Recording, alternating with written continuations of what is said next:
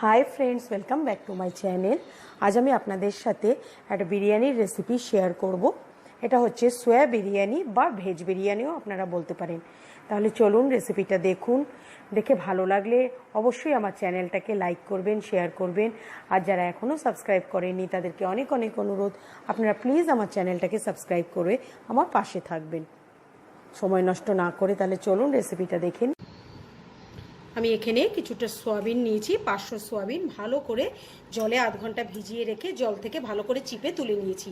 আর এখানে আমি বাসমতি চাল নিয়েছি, যেটাও কিনা আমি আধ ঘন্টা জলে ভিজিয়ে রেখে ওটাকে জল থেকে ছেঁকে তুলে নিয়েছি। এবার আমি এই সয়াবিনটাকে ম্যারিনেট করব।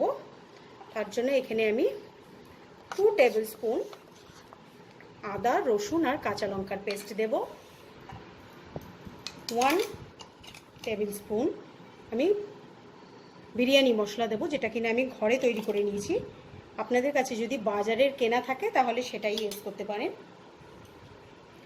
আর এখানে আমি কিছু গাজর কেটে নিয়েছি, পাতলা পাতলা গোল গোল করে বিনস কেটে নিয়েছি, হাফ ক্যাপসিকাম দিয়েছি, আর একটা আলু এরকম সাইজ করে কেটে নিয়েছি, এগুলোকেও দিয়ে দেবো। এখানে আমি অল্প নুন দেব, 1 টিস্পুনের মতো নুন দেব, 1 teaspoon Kashmiri red chilli powder দেব, আর একদম 1/4 টিস্পুন হলুদ গুঁড়ো দেব, হাফ টিস্পুন জিরে গুঁড়ো, হাফ টিস্পুন ধনে গুঁড়ো, আর হাফ টিস্পুন কেওড়া ওয়াটার দেব। দিয়ে এটাকে ভালো করে আমি মিক্স করে নেব।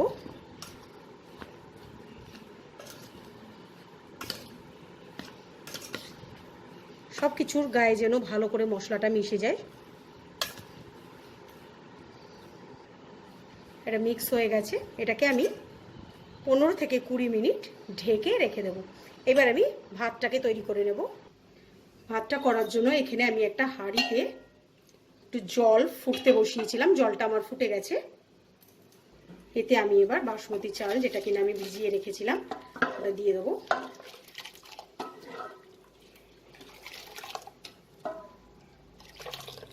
ভাতটাতে আমি পরিমাণ মতো নুন দিয়ে দেবো।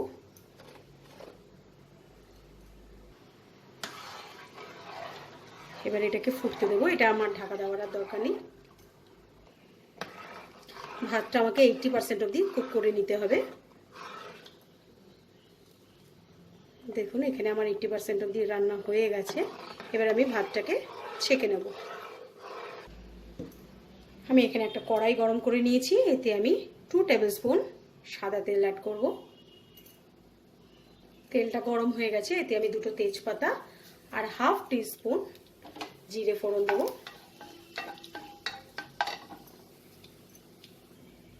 জিরেটাকে কয়েক সেকেন্ড নাড়াচাড়া করে নেওয়ার পর আমি এতে 2টো মিডিয়াম সাইজের পেঁয়াজ, এটা কিনা ভালো করে কুচো করে রেখেছি, ওটা দিয়ে দেবো।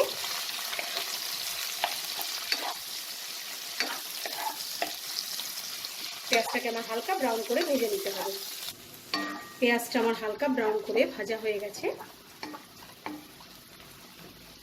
এবার আমি এতে সোয়াবিন, যেটাকে আমি ম্যারিনেট করে রেখেছিলাম, সেটা পুরোটা অ্যাড করে দেবো।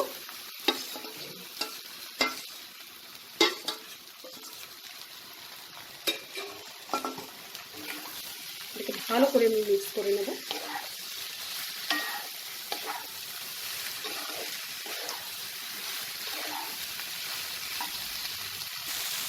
এবার এটাতে আমি 2টো ছোট ছোট সাইজের টমেটো 4 টুকরো করে কেটে নিয়েছি, এই টমেটোগুলোকে অ্যাড করে দিব।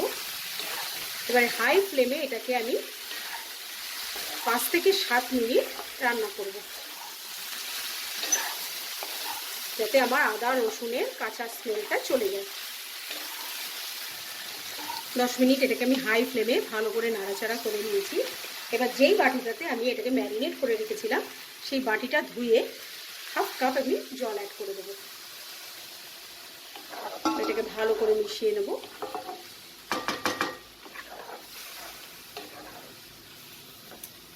এবার আমি এটাকে মিডিয়াম ফ্লেম করে দিয়ে ঢেকে 10 মিনিট এইভাবেই রান্না করব। 10 মিনিট পর আমি ঢাকাটাকে খুলে নিয়েছি। আমার জলটা পুরোপুরি শুকিয়ে গেছে আর আলু গাজর এগুলো সব সেদ্ধ হয়ে গেছে। এবার আমি এর ওপর দিয়ে ভাত দিয়ে দেবো।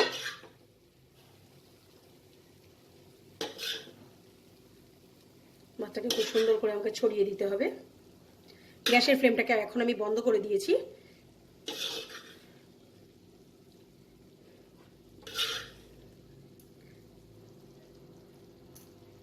ভাতটাকে ওপর দিয়ে খুব সুন্দর করে আমি এটাকে দিয়ে দিয়েছি। এবার এর ওপর দিয়ে কিছুটা বিরিয়ানি মশলা আমি ছড়িয়ে দেবো। 2 টিস্পুন ঘি দিয়ে দেবো ওপর থেকে।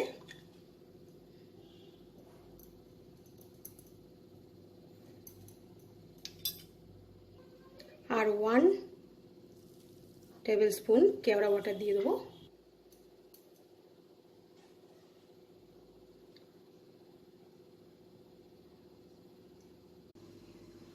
আমি কড়াইয়ের ঢাকনাটাকে ভালো করে ঢেকে দিয়েছি। ঢেকে গ্যাসের ফ্লেমটাকে একদম সিম করে দিয়ে এটাকে আমি 10 মিনিট এইভাবে ভাপে হতে দেবো।